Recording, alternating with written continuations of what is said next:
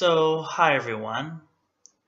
This is a video I've been wanting to make for quite some time now, and I want to talk about dyslexia and being dyslexic and making spelling mistakes, having bad grammar, misreading stuff, or having problems reading, and by having and how you can have all those qualities, and how it just because you have all those qualities it doesn't mean you're stupid, and just because you have all those qualities it doesn't define your intelligence. And I mean, if you look at history, it really doesn't. If you look at Thomas Edison, for example, when he was 6 years old, he came home with a letter from his teacher saying he was too stupid to learn. That same boy grew up and he invented electricity and changed the world as we know it. He also invented a bunch of other stuff, but I won't get into that. I just want you guys to think about that every time you use something electronic. I don't care if it's your phone, your computer, your TV, or even hitting a light switch. Who gave us that invention? A dyslexic man. A person who was considered to be stupid. Now let's look at Winston Churchill.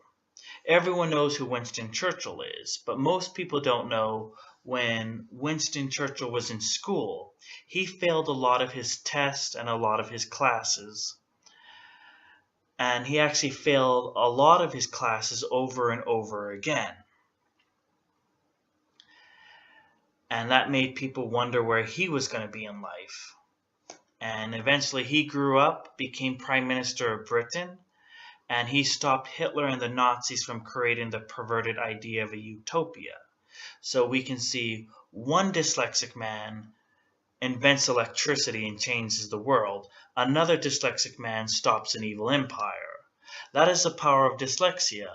Look at Stephen Hawking. Everyone knows him for having Lou Gehrig's disease, but how many people know he's dyslexic? Look at Einstein.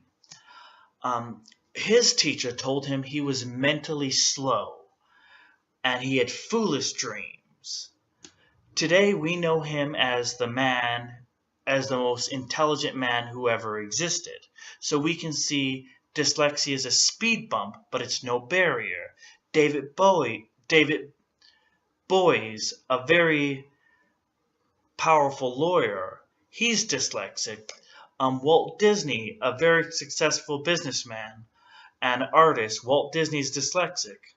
The guy who owns Virgin Airlines, a billionaire, a very successful man, he's dyslexic. In fact, 40% of millionaires are dyslexic. Most people don't know that. And you would think people would know the history and would learn from it, but to this day people still bully kids for being slow or having learning disabilities when they're really more of learning difficulties. People still make fun of actors, friends, family, politicians for spelling mistakes, and that's all it is. Even if you're not dyslexic, a spelling mistake is a mistake. It doesn't mean you're stupid. Bullying someone and judging someone for making a mistake, now that is stupid. And myself as well, I've been picked on for being dyslexic. When I was in school, I had a teacher named Corleen Bettier. Mrs. Bettier told me, once asked me, what did I want to be when I was older? And I replied, I wanted to be a businessman, just like my father and my grandfather. And she said, but the problem there is you're dyslexic, and beating the odds only happen on TV. You really have to lower your standards in life. And I looked at her and I'm like, wait a minute. My dad's dyslexic and he's a businessman. The guy who owns Virgin Airlines, he's dyslexic. They seemed to overcome the odds. He stopped and froze and looked at me and said nothing, and then the teacher aide came to her hand and said, "Oh, that was probably back in the day before you needed a degree." And that's also bullshit. I'll get into that later. And she told me, when you're born with something in your head, you really can't keep up with everyone else. And I'm like looking at her. Wasn't Einstein dyslexic? And he's the greatest mind of all time? Electricity was invented by a dyslexic man, but those guys were like 1 out of 1 million. The chances are astronomical. And I think she knew she was wrong. I think she just wanted to hurt my feelings. And she even once said to me, "Rio, I'm going to pray for you because I don't know how you're going to make it in life." I remember hearing those words out of her mouth. And a lot of the stuff they taught me was not true. First of all, you don't need a degree to get anywhere in life. Winston Churchill never had a degree. Spielberg never had a degree. Bill Gates went to college, but he dropped out. Rush Limbaugh never went to college. You don't need a degree to get in life. That just means you're well educated.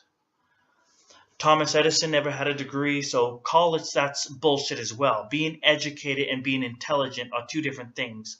A lot of successful people are dyslexic and don't have degrees. Myself, I've beat all those odds. I have been to Europe. I've been to Jamaica.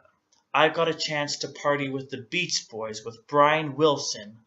I've met the head singer of the Beach Boys. I met the lieutenant governor of South Carolina. I live in a wonderful home. I've met Adam West, the man who played Batman. I own David Bowie's autograph. I own a lot of old money from 200 years ago. I think I've done very well in life. So always know dyslexia is a speed bump, not a barrier. Spelling and grammar does not measure one's intelligence. And being educated and being intelligent are two different things. And don't let anyone pick on you just because your intelligence is different from other people's intelligence. Wait a minute. That's the smartest thing I've ever heard anyone say about anything.